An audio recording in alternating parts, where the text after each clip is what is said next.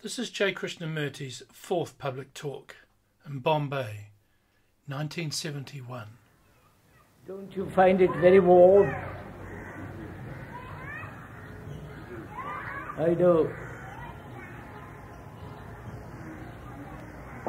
We have, during the past 3 talks,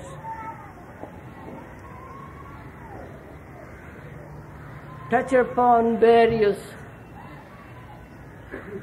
problems of our life.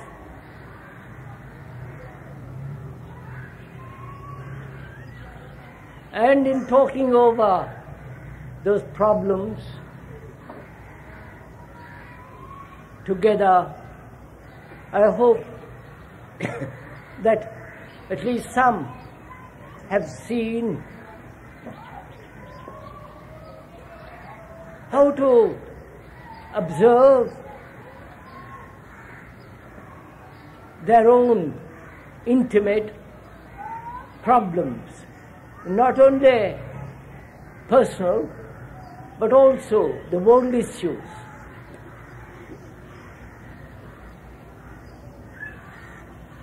If we may, this evening,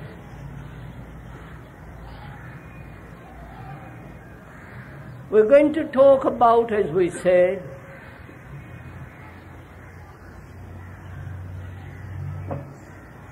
an issue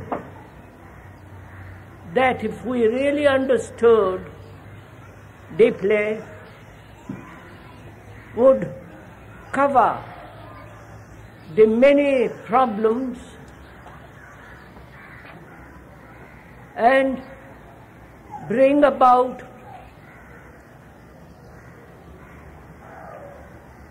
not only a psychological change, but change outwardly, but also perhaps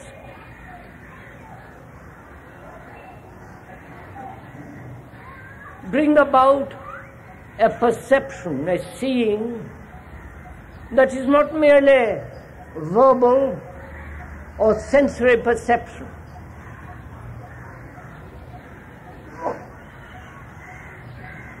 As we said, we were going to talk about meditation.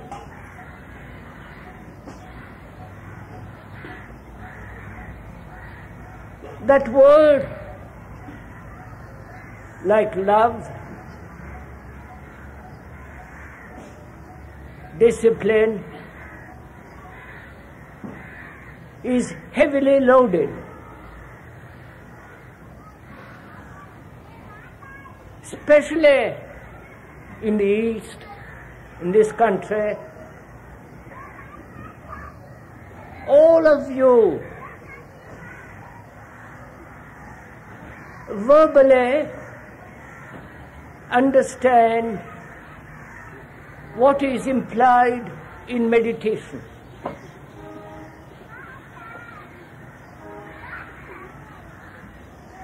Some of you probably have practiced it. Some of you probably have followed a system.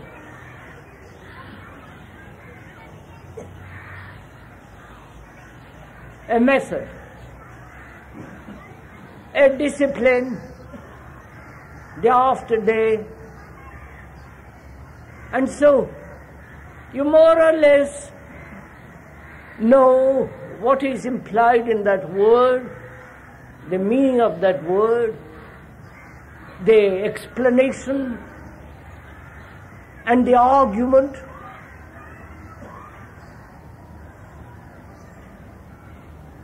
But it's rather unfortunate that you seem to know all about it. I wish you didn't. Because then we can both of us investigate what it means. Find out for ourselves what are the implications of it. But if you already know, there is nothing more to be said. But I doubt it very much whether you really know what meditation means. You have been told what to do. You have followed, unfortunately, various systems. So your mind is not free to observe, investigate, go into this extraordinary question. You've already filled your mind and your heart, if you have it, with other people's experiences, other people's conclusions, other people's assertions. And like in everything else, most unfortunately, we accept, because in ourselves we don't know, we are uncertain, unhappy, confused. And somebody comes along and tells you that if you do these things, meditate, shut your eyes, breathe, do all those things, then you will have a peaceful mind. So, accepting all this, you're not free to investigate, to really find out for yourself this meditation, which has nothing whatsoever to do with any system.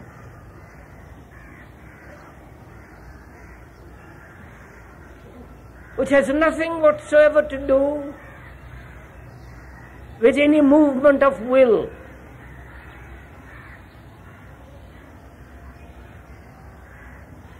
And it has certainly nothing whatsoever to do with conformity.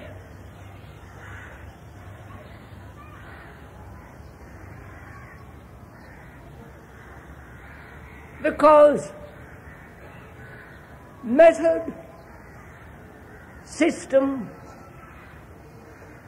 implies a practice leading you to a certain fixed conclusion or a state.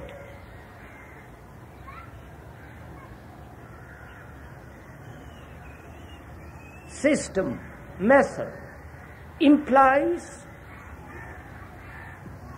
a mechanical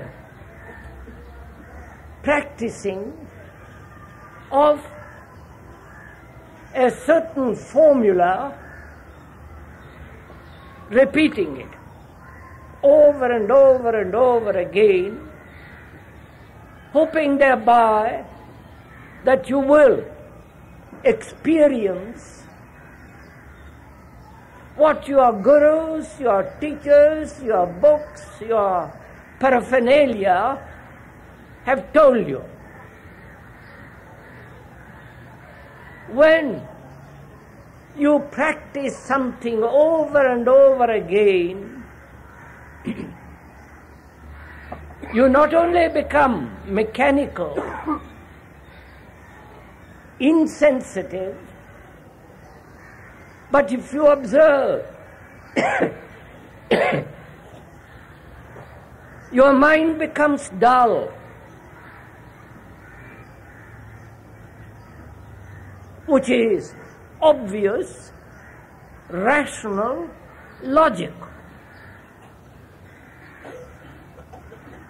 And yet you insist on having a method. You're always asking, how? How am I to meditate? That's one of the cheapest questions you can ask about something which is so immense.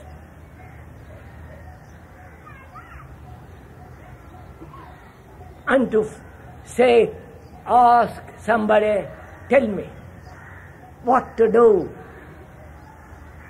Tell me how to hold the earth in one's hand.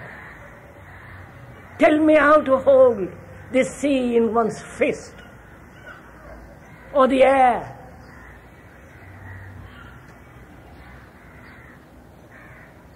And if you observe, that's what you all want. You want to experience something through a method. A method implies not only conformity,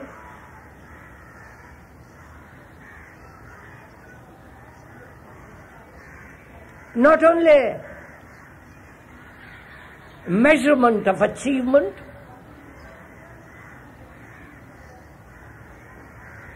and a method implies a system or a path to a fixed point, doesn't it? You think, or the guru or the book or those who say they have experienced truth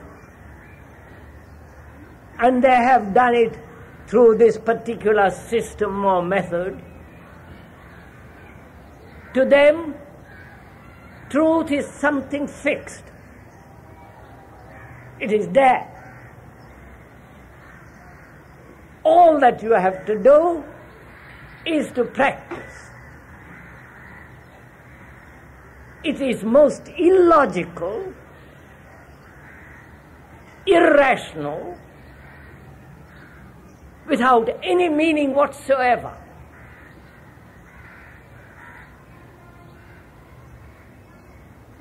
Because if you observe in your life, there is nothing stable, nothing permanent. You may want it. You may want permanent relationship with your wife, with your children, with your neighbor, with your society.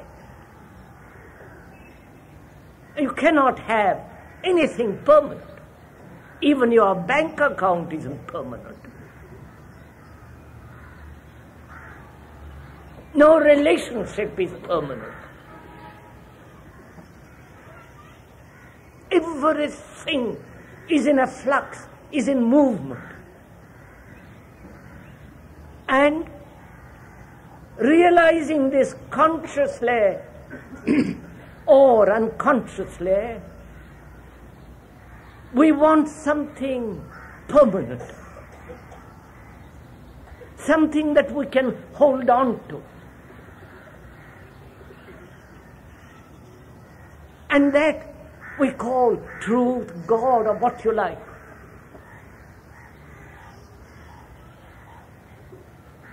So if you really understand, see the fact, the truth of it, that reality has no resting place.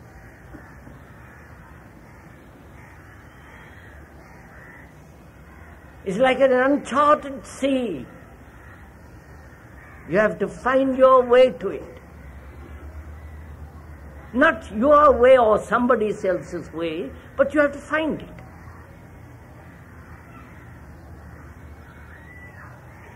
And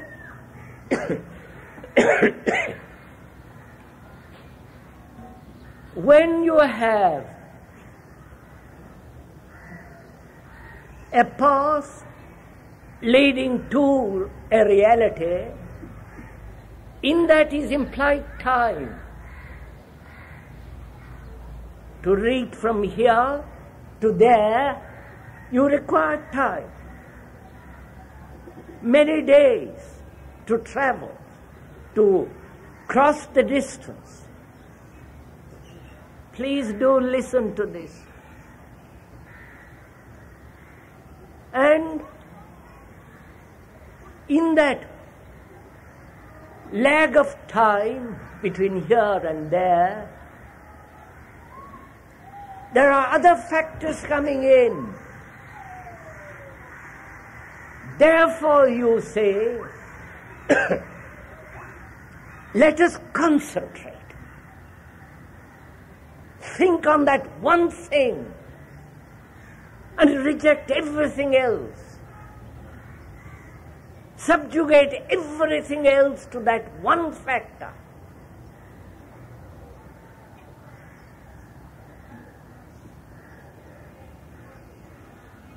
And when one observes all this, the mechanical process of systems, how they bring about insensitivity, the suppression, the resistance against what you are actually,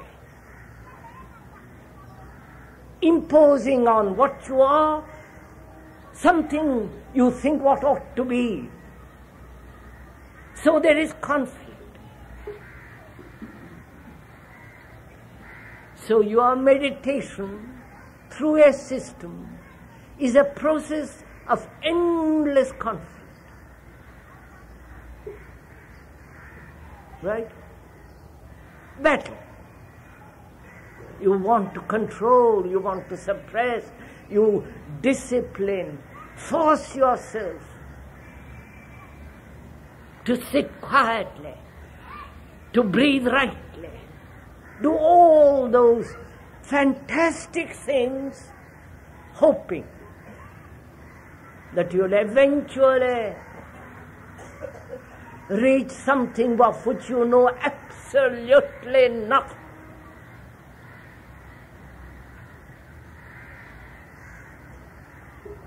So a wise man rejects the whole system, the whole idea, concept of systems altogether, because they don't lead anywhere. Then also you are burdened with this idea that you can experience truth, that you can achieve enlightenment, that you can find reality.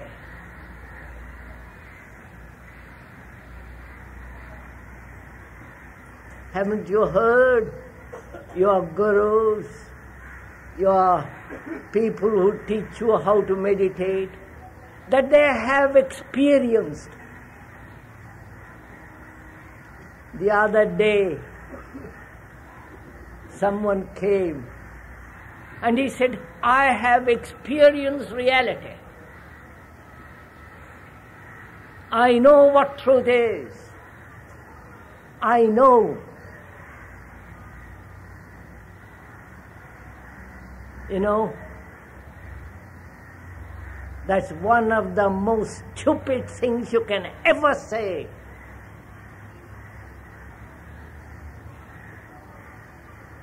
Listen now. When a man says he knows, what does he know? When I say I know something which is already over, right?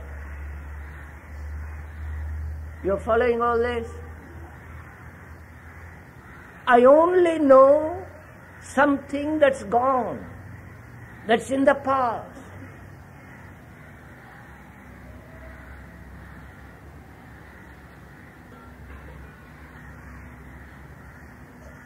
which means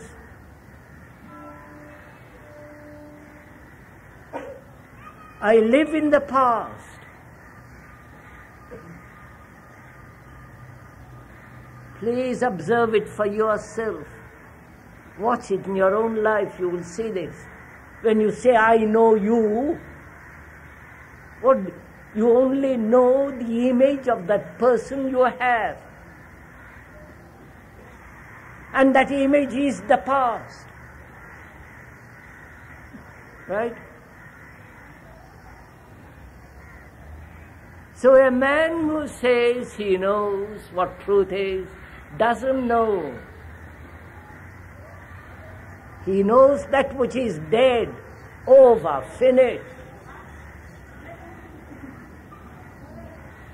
And when they use the word, as so many of them do, that they have experienced that extraordinary state or whatever they experience.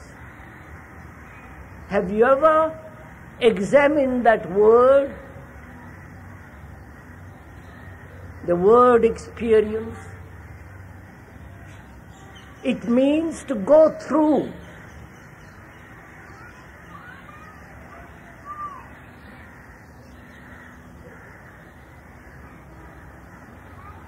When you go through something, it's over.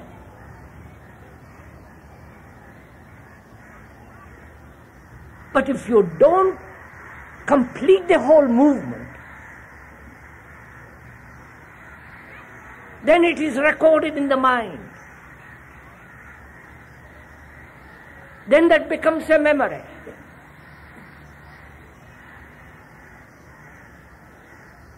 And what you are experiencing then is the past. Look, when you are actually experiencing something, anger, sex, violence, at that moment there is no experiencer at all. Have you noticed this? When you are very angry or very envious, furious, there is a total absence of the me, the you, the experiencer. Only a little later comes the experiencer, says, I have been angry.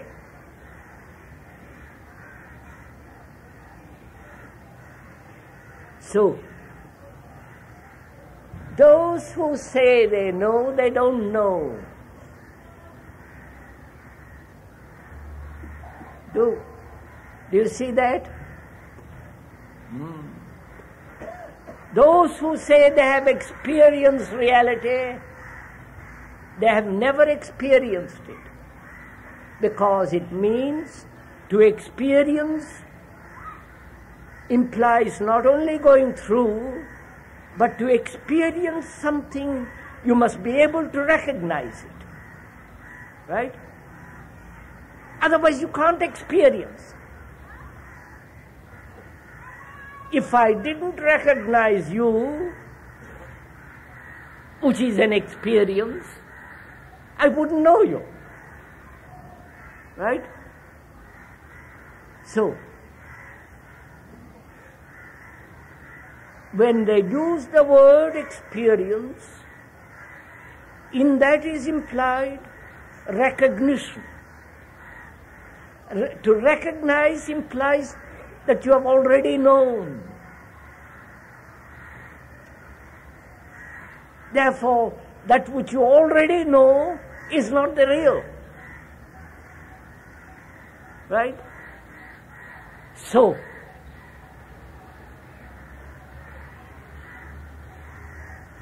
put aside systems completely.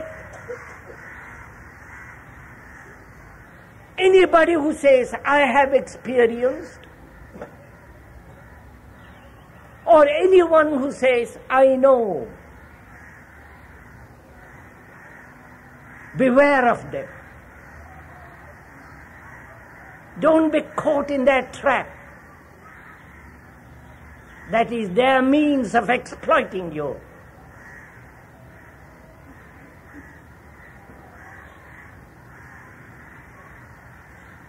And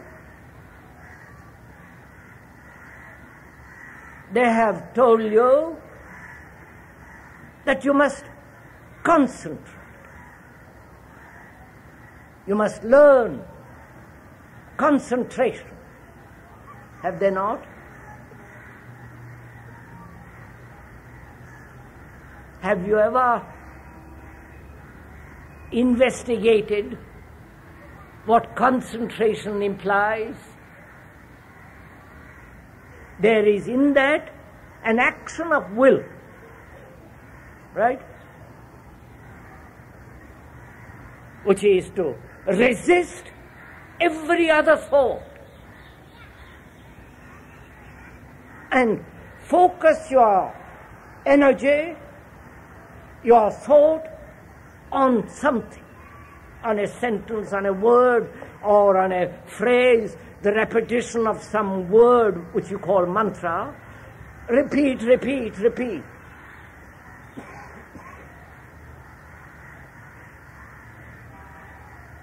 Concentration implies resistance.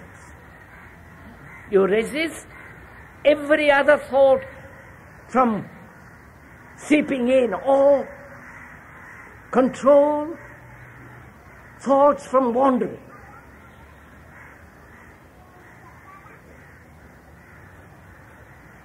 So concentration is a form of will, resistance, and suppression.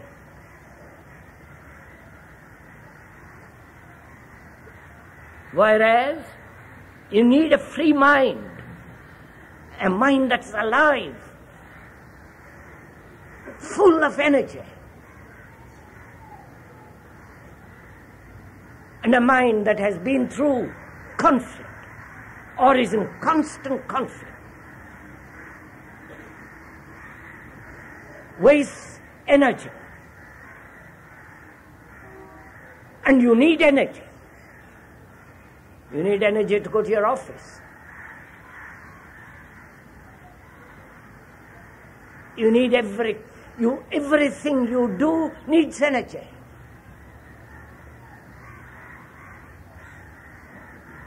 So, if you can put aside your favorite systems,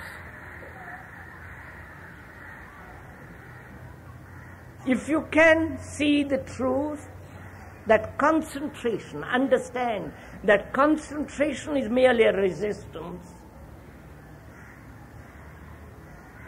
and therefore constant conflict, and therefore wastage of energy,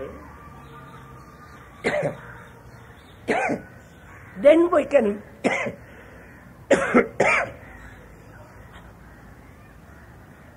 then we can find out for ourselves what are the requirements, what is necessary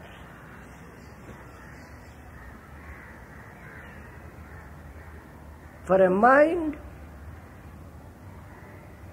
that is in a state of meditation.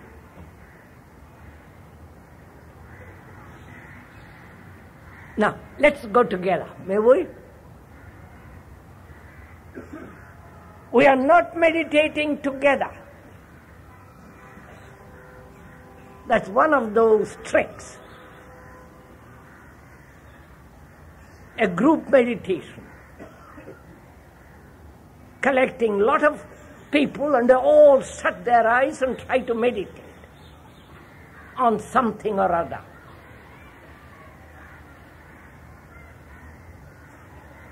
We are investigating together what meditation is. Not together meditate, because you don't know what it means. You only know what other people have said. And distrust completely what others say, including the speaker.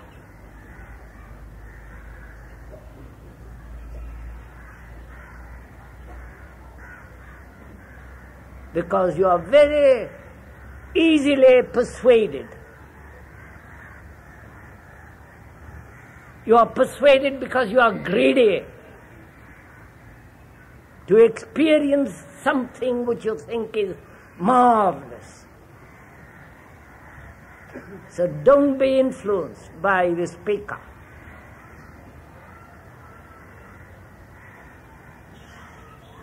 So let's find out what are the implications of a mind that has the quality of meditation. We said you have to reject systems, methods, the desire to experience.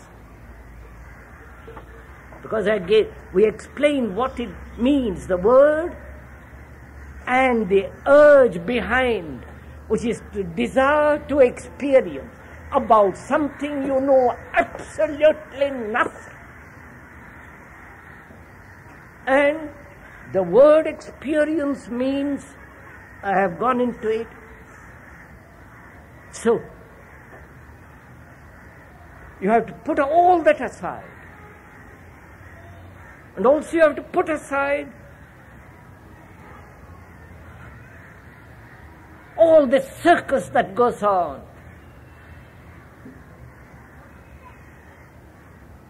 Breathing, dancing,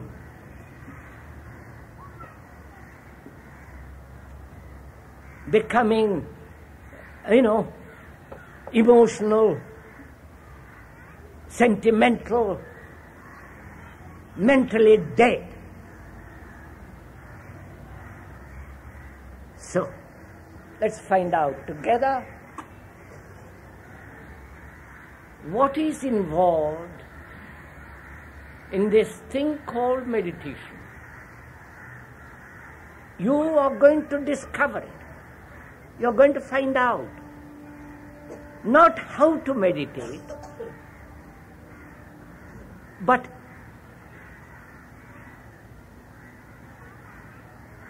the nature and the structure of a mind that is totally free, that doesn't function, that has no movement of will at all. For will is resistance. So let's begin. And you are not learning from the speaker.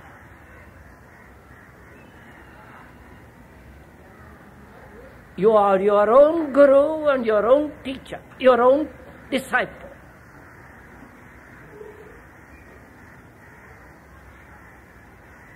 Because you yourself have to come upon this. You have to learn and not imitate, not conform to any authority.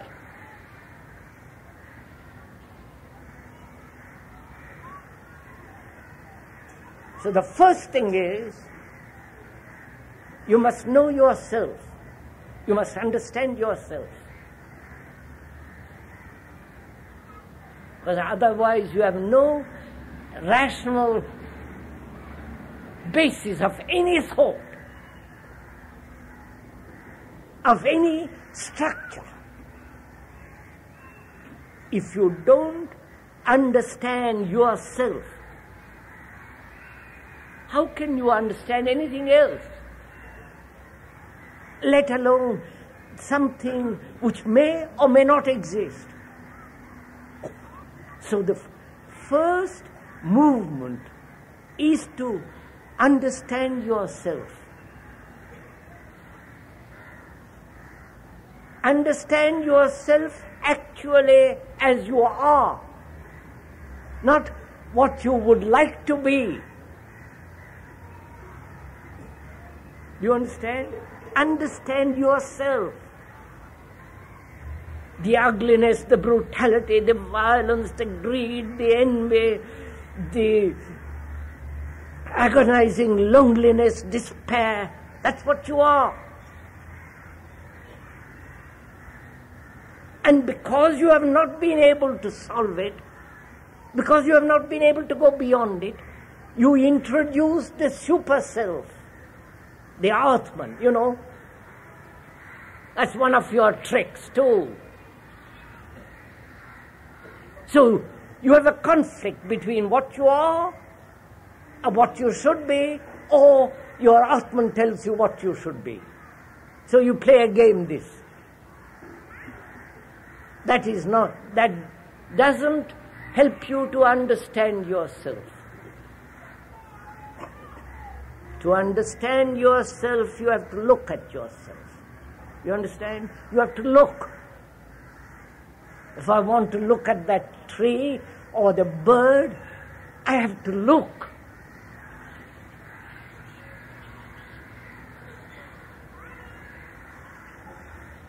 And I have to look at myself. I don't know what I am. I must learn about myself. Not according to any philosopher or any psychologist or any book or any guide or guru. Brush them all aside. For goodness sake, let us put all that aside. Let us find out what we are. We are the bank account. We are envious. We are ambitious, corrupt, double talkers, say one thing and don't do another. Hypocrites, put on masks, pretend. And through all this, there is this sense of sorrow, pain, anxiety, tears, the ache of loneliness. That's what we are. And if we don't understand that and go beyond it, how can you understand something that is so extraordinarily beautiful? So, to learn about oneself. And here comes a great difficulty. Because oneself is in constant movement, right? Oneself is changing. Oneself isn't permanently greedy or permanently violent or permanently sexual. There is a constant change, moving, living. One has to learn about the living thing. To learn about the living thing, you have to watch it, learn about it anew each minute. You see the difficulty? You see the difficulty? To learn about myself, who is a living entity, not a dead thing.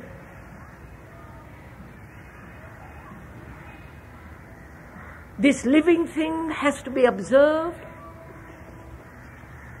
and what you have learnt about it in 1 minute must be dropped and picked up again the next minute, so that you are learning a living thing all the time anew. You get it?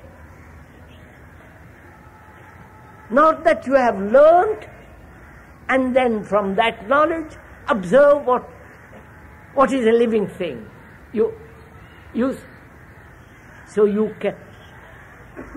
This is really, if you do it, is one of the most fascinating things, because your mind then retains very little. Contains the essential technological knowledge and nothing else.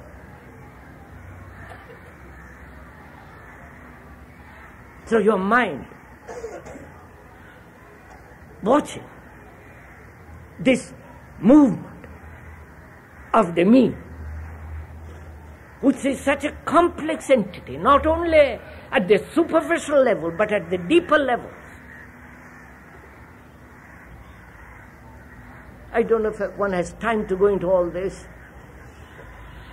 My Lord. You know, you may be, I'll be very brief.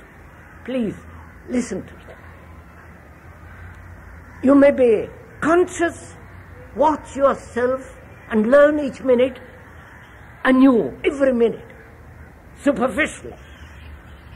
How are you going to learn about the secret chambers of your mind, the hidden motives, the complex heritage?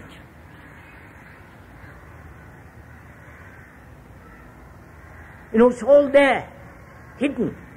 How are you going to learn about it?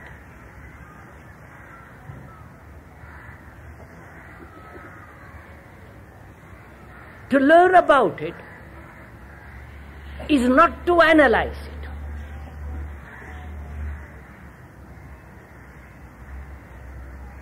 But to watch it during the day, all the movement and the intimations and the hints of the secret desires. You're following? Watch it. Be open to discover the motives, the intentions, the tradition, the heritage. Are you following all this? Do it as we go along. So that when you do it all day and when you go to sleep, the mind then is completely quiet. There are no dreams, because dreams are merely a continuation in symbolic form of the daily contradictory conflicts. But if you have understood the daily movement of life, your greeds, your envies, your angers, all that, then you will see that you are emptying the mind of everything of the past. So you must know, there must be self-knowing. Not having learnt, apply, but knowing all the time, which is, knowing implies the active present. Then you need discipline. You know that word means to learn. The word itself means in the dictionary to learn. And see what we have done with that word. We have suppressed, controlled, conformed, imitated.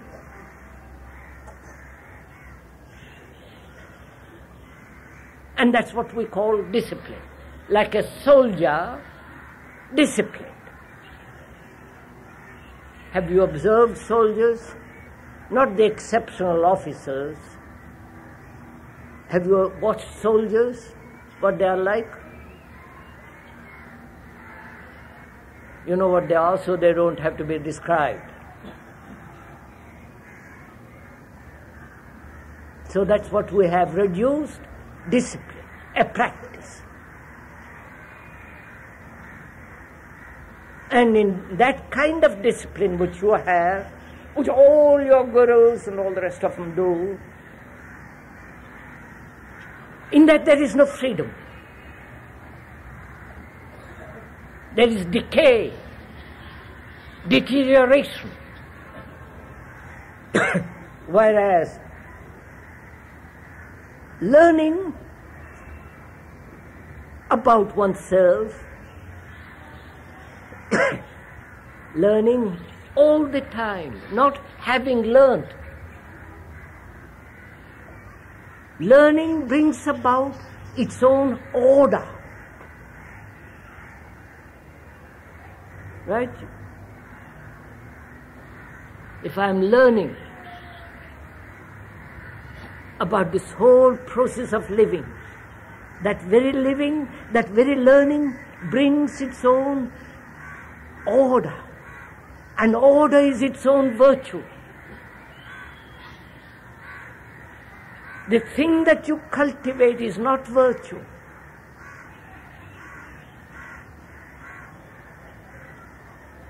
No, I won't go into all this, you can take it.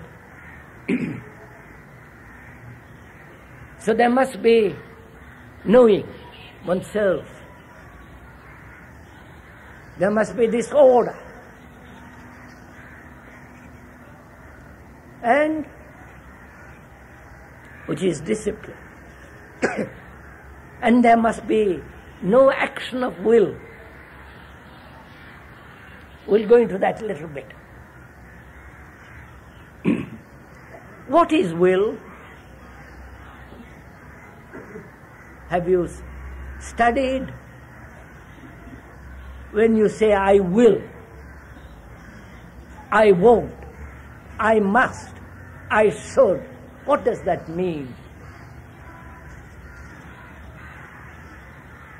The assertion, the decision, the statement of a desire to be, right?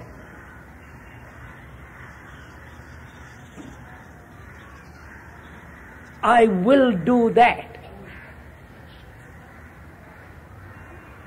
In the action of will, there is choice. I will not do this, but I will do that. You're following all this? Well, do, please. Because you say,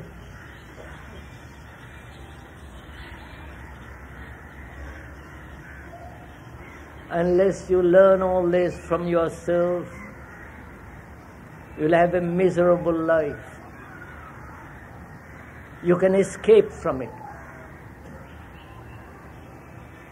by dancing, doing all those circus,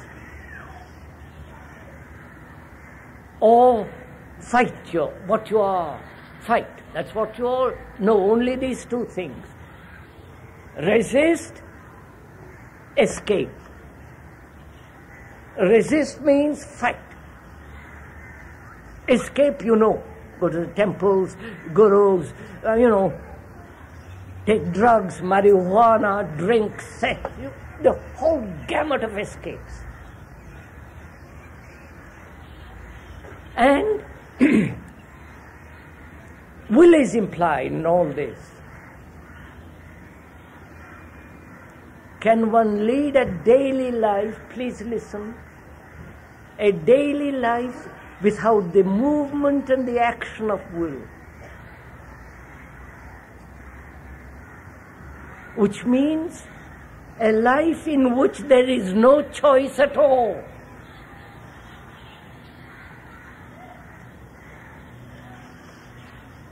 Because when you have choice, you have contradiction. And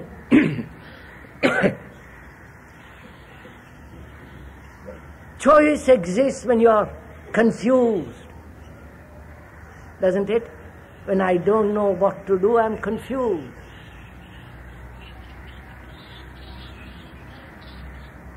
And out of confusion comes choice, and out of choice, the action of will.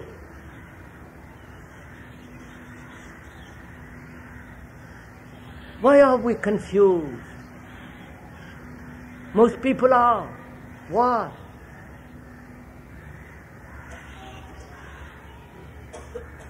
Because you don't accept what actually is.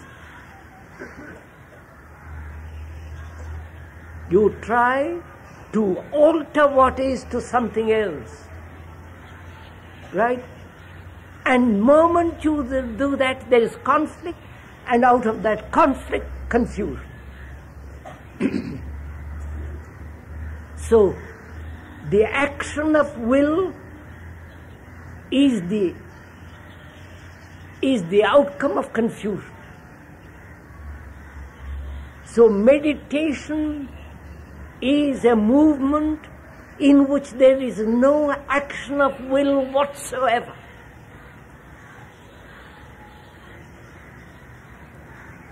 If you have done all this, or are doing all this, then you have a question, which is, the brain is the result of the past, right? The brain structure, the cells, is the result of centuries upon centuries of evolution. It has collected tremendous knowledge to survive. That's all it's concerned with, to survive. And finding survival, physical survival, is becoming more and more difficult because explosion of population, national divisions, the Hindu, the Muslim, the Christian, the German, you follow? Division.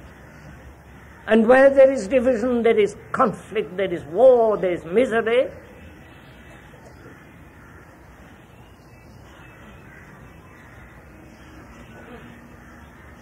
And the brain demanding security, safety, survival, tries one thing after the other, right? It tries in belief, it has hopes in nationalism, in the family, in the bank account, in neuroticism. You're following all this?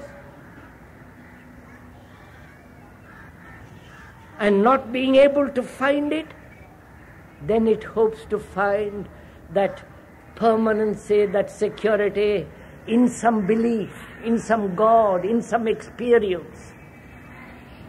Then it finds that there is security in a kind of illusion. You're following all this? And that illusion becomes tremendously important.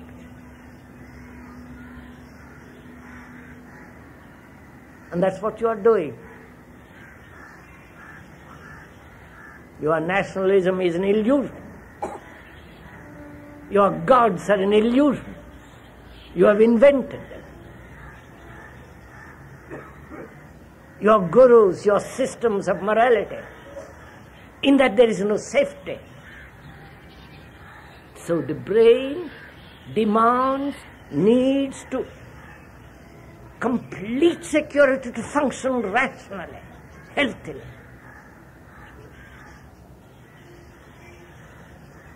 And that brain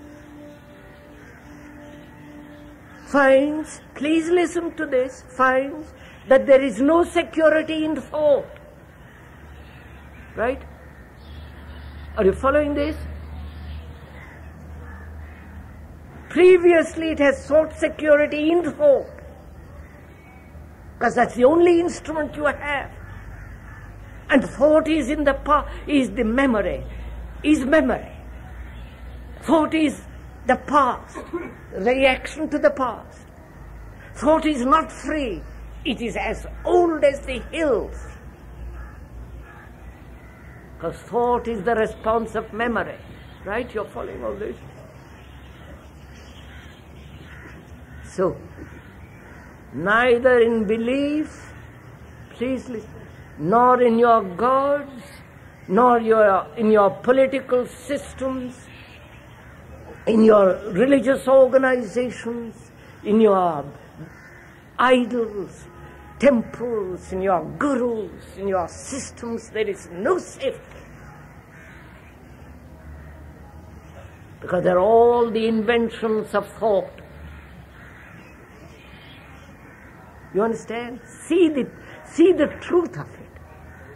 Not the word, the meaning, the description or the explanation, but see the truth of it.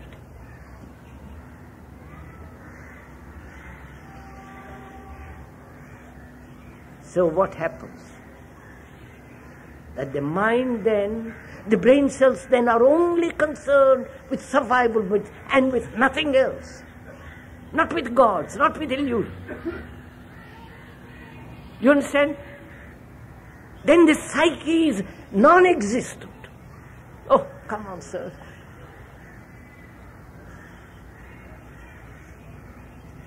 Only physical survival. And that, you would say, is not spiritual at all. Merely to survive, that's not spiritual.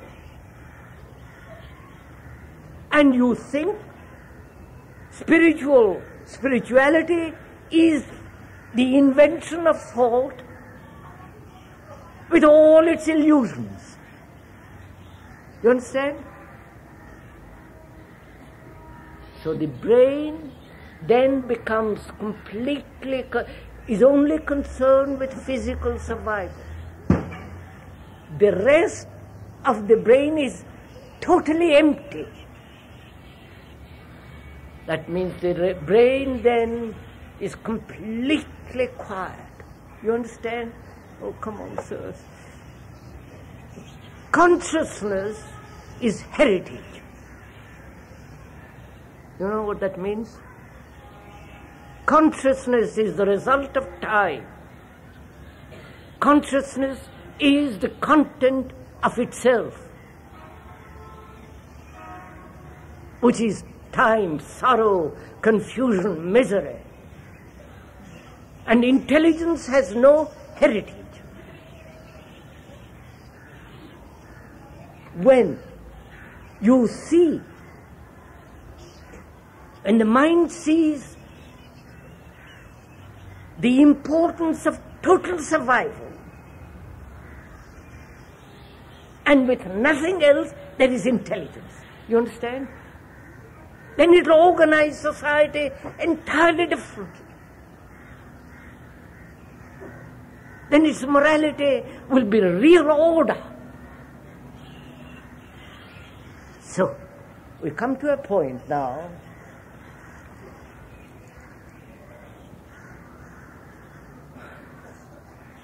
what is silence?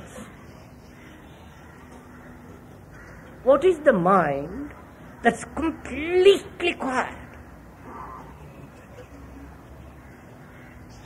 You're following all this?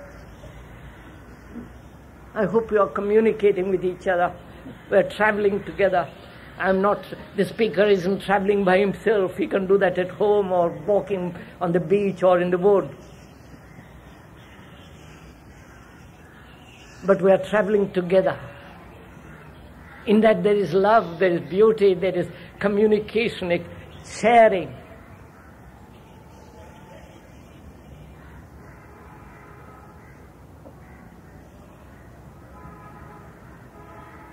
So what is the mind that is totally quiet? You understand? Because it's only the mind that's completely quiet that can observe, that has no distortion. You're not tortured. And most human beings are tortured. And they have tortured themselves in order to find security. You understand? And they have found security, at least they hope so, in illusion, which becomes another torture. all their disciplines, their yogas, their breathing, is compulsive torture. I must get up. It's 6 o'clock. I must force the body. You follow? What you have done to your body, to your mind, to your heart. You have destroyed the intelligence of the body. The body has its own intelligence. But you have destroyed it through the desire for pleasure. I won't go into all that. That's a tremendous lot is important. So, we are asking, what is a mind that's completely silent? Because it's only when the mind, the brain is completely quiet that it can perceive. You understand? If I want to listen to what you are saying, I must listen completely quietly, mustn't I? If I want to understand you. When you tell me I love you, I must listen, mustn't I? I must listen with my heart, which has no movement of contradiction. It must listen. Therefore, it is necessary for a mind to observe that it must be completely quiet. Just say the truth of it, not how to make the mind quiet. If you ask how to make the mind quiet, you are back into your old trap. And there are 1,000 gurus will tell you how to keep your mind quiet.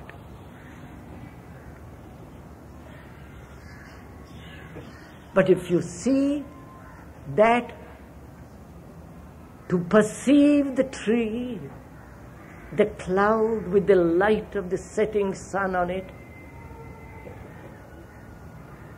to see the light on the water, on a stretch of water, just to see it, the beauty of it, your mind must be completely quiet, mustn't it? If you are listening to somebody and who threatens your life, you have to listen, haven't you? You listen to your bosses very, very carefully, don't you? You may not like it. You may resent it. But you are jolly well have got to listen because your life depends on it, your livelihood, your money. So at that moment you are very quiet. In the same way, listen, observe the truth that to see and hear anything, both sensory and non-verbal, the mind must be quiet. That's the truth. That's logic. That is sane. But a man who has beliefs, who is steeped in tradition, who calls himself a Hindu, a Buddhist, oh God, a Parsi and all that, his mind is not quiet. And being all that, he says, I must be quiet. You've understood? Therefore, for a mind to be completely quiet is very simple. Really so simple. Because it's only in that quiet state that you perceive the beauty of the earth, the beauty of the tree, the beauty of a bird or the face. And without beauty, you will never come upon what is truth. You will never see what is truth. You have no beauty in your life, have you? You know what beauty means? Not the architecture, not the design in space, not the painting, not the beautiful face or the beautiful sari, the color, but that beauty which comes when there is no movement of the me. There is no movement of the will. There is no movement of time, reaching out, moving outwardly or inwardly. In that there is no beauty. There is beauty only when there is total absence of will, the me. Then there is passion.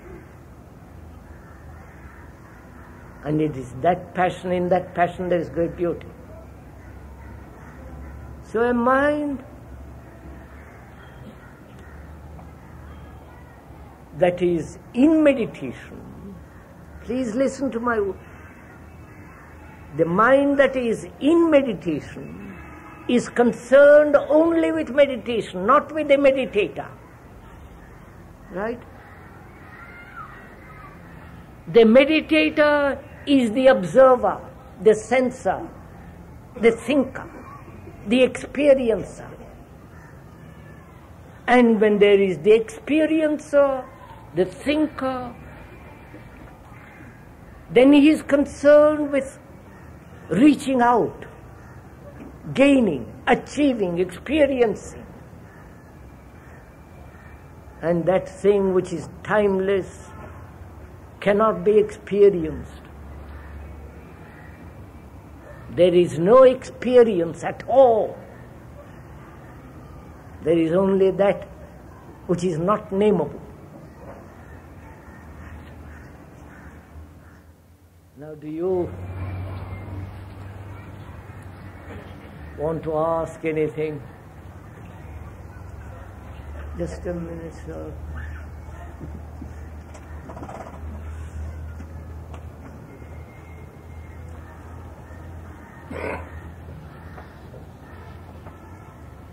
Look, sirs,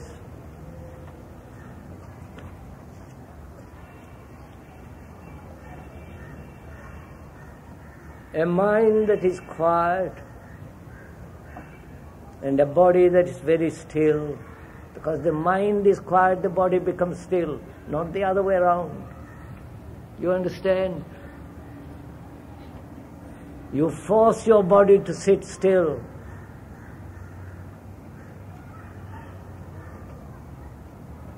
You do all kinds of things to come upon this strange beauty of silence.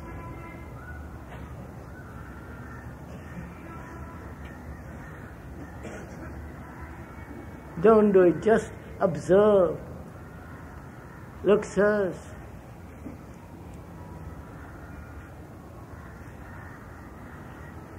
you know, in all this, there are various powers, like clairvoyance, reading somebody's thought, which is the most disgusting thing to do. It's like reading letters that are private. There are various powers, you know. You know what I'm talking about, don't you? You call them siddhis, don't you?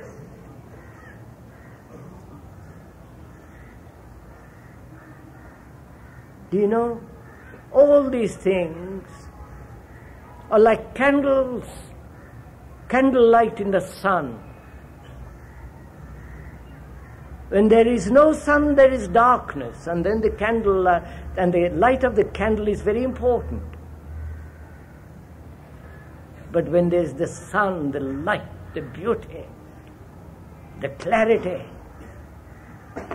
then all these powers, these siddhis, are like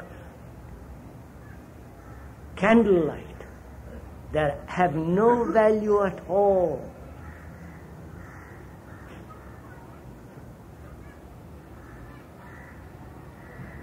And when you have that light, you don't want, there is nothing else. But through developing various centers, all that you have heard, chakras, kundalini, all that business. Sir, do realize one thing. You need a good, sane, logical, reasoning mind, not a stupid mind.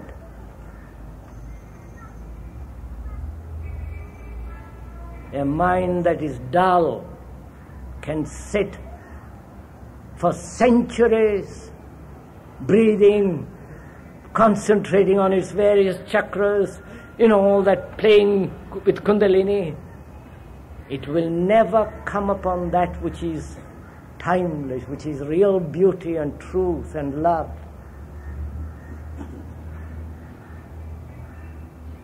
So, put aside the candlelight, which all the gurus offer you, and the books.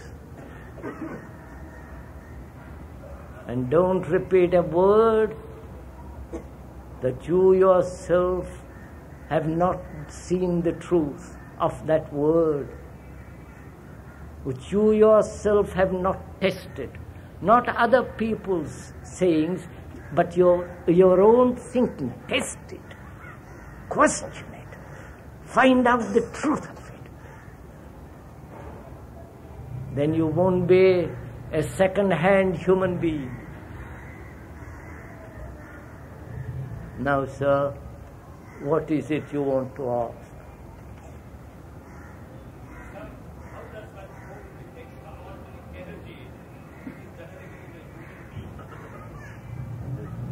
How does one?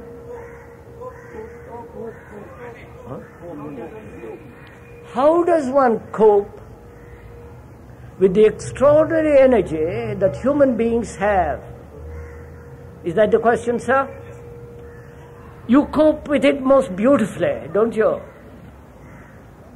You murder each other.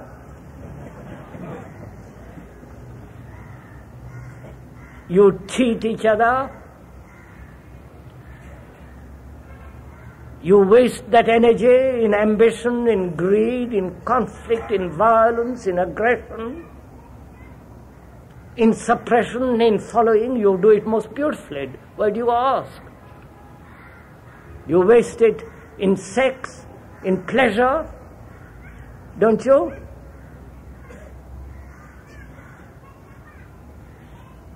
Go to the moon, live under the sea, hate. And that's what you're doing, aren't you? And you have plenty of energy for all that. And to waste your life in an office for 40 years, just think of it.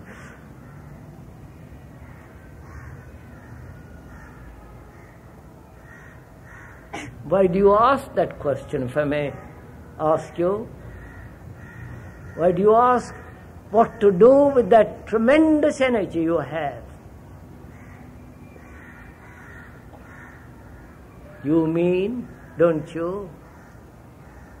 How can we have, how can this energy which is so immense, which we have broken up, you follow? Sexual energy, energy of the intellect, emotional energy, physical, you've broken it up.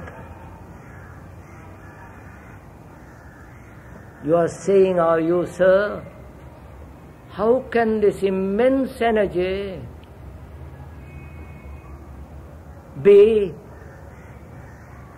move in a direction in which there is no war between us or outside of us? Is that the question? Huh? More or less. More or less. Which is it, more or less?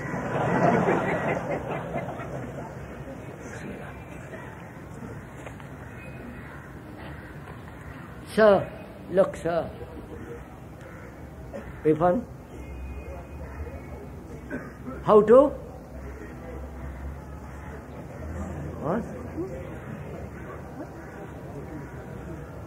How to hold that energy?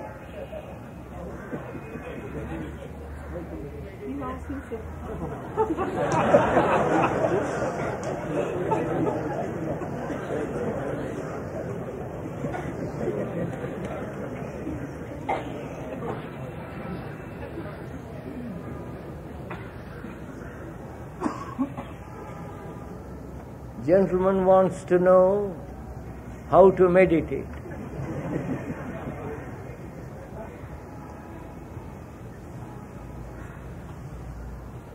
What a tragedy we made of life. The speaker has gone into it for an hour and 20 minutes, and you want to know at the end of it how to meditate. Too bad. That's what our life is, sir. Never listen, never find out for ourselves, never investigate, but tell me how to live. There is nobody to tell you how to live. If they tell you how to live, then you are not living. You are living according to them.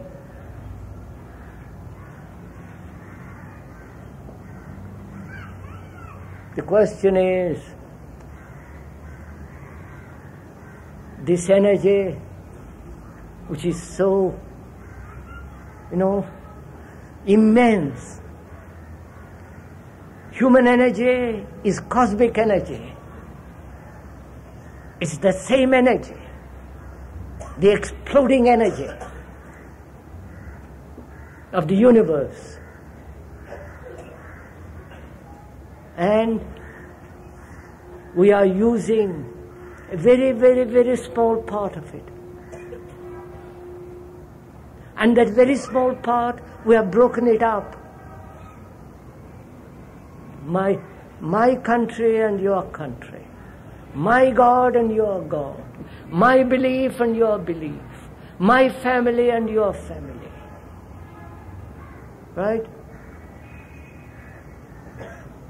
And so we are wasting that little energy which we have. And we die so miserably. So, to see this fragmentation, just to see it, you can't do anything about it. Just to observe this fragmentation of your life. When you observe it silently, as I pointed out, completely, quietly, without any movement of thought, then you will see you have this extraordinary energy to change the whole structure of your being, your society.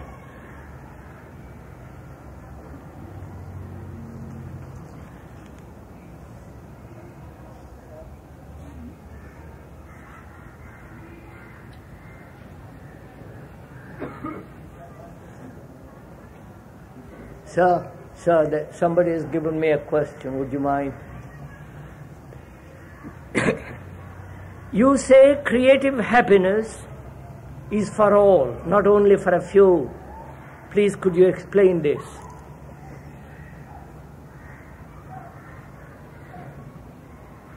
The word, please listen, the word is not the thing, is it?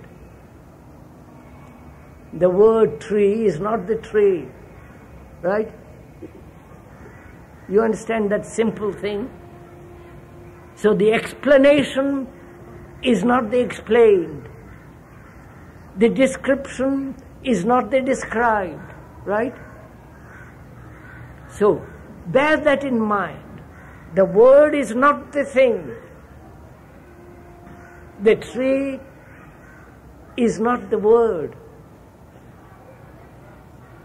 But we are caught in words. And the questioner says, please explain what is creative happiness for everybody. Explain. You understand? I can explain, but the explanation is not the real. Right? So why aren't we, human beings, happy? Just happy, you understand, sir? We know great deal of, we pursue pleasure endlessly. Pleasure isn't happiness, is it? Have you noticed when you are happy, when you are joyous, it has come about without your inviting it, hasn't it? But you can invite pleasure, you can buy it, you can further it, you can cultivate it, you can strengthen it. But pleasure, but joy, just the joy, you understand, sir, can never be invited, can never be cultivated. When you have joy or happiness, at that moment it is there. Then thought comes along and says, what a marvelous moment that was. Then that joy is turned by thought into pleasure. Then thought says, I must have that joy again. Therefore, please tell me how to get that joy. You're following all this? Look, sir, for everybody to be happy means they must live a different kind of life. A life in which there is no conflict. Totally a different change in the very structure of the brain cells in your heart and your mind. You have to do it, not your environment. Nobody else can do it except you. You are the world, and the world is you. You can alone do it, nobody else. Haven't you put your faith in the temples, in the gods, in the gurus, in system? And where are you? After these 1,000 years, where are you? Still in darkness, still in misery, confused, aren't you? So why do you have faith in somebody else? All that you have to do is observe yourself, which anybody can do if they want. To observe yourself, know yourself actually as you are. Not say, I'm not beautiful, I'm ugly, I'm this. Just observe your ugliness. To observe, don't call it ugly, just observe, don't name it. Don't condemn it, don't justify it, just observe. And out of that observation comes joy, which you cannot possibly invite. There is the darkness of night in our life. There is no choice. We don't know when we are getting the sun. Why not even the candle? The gentleman says our life is dark. Why don't we use the candle? See where he is?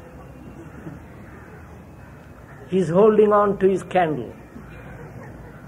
Don't laugh. You are doing the same, sir. Don't do it. You have your own candle. It may be 100 power, 100 watts or whatever it is, voltage. Other may have a very simple candle. Each one has his own candle. What about those who put their faith in Krishnamurti? Are they completely happy? What? Have they found the real thing? What is that? What about those who put their faith in Krishnamurti? Oh, what about those who have put their faith in Krishnamurti? Are they completely Wait, please. found the real thing? What about those who have put their faith in Krishnamurti? Don't put your faith in Krishnamurti. Oh, don't laugh, sir, for goodness sake. Children laughing about... Please.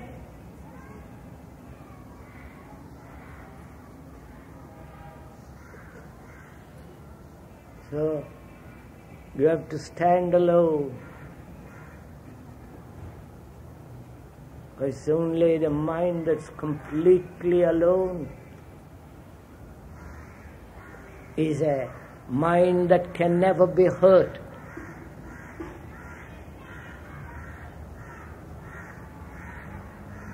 A mind that is alone means it's free, not faith in somebody. Don't, please. It's all so childish, so immature, so mediocre to have faith in somebody.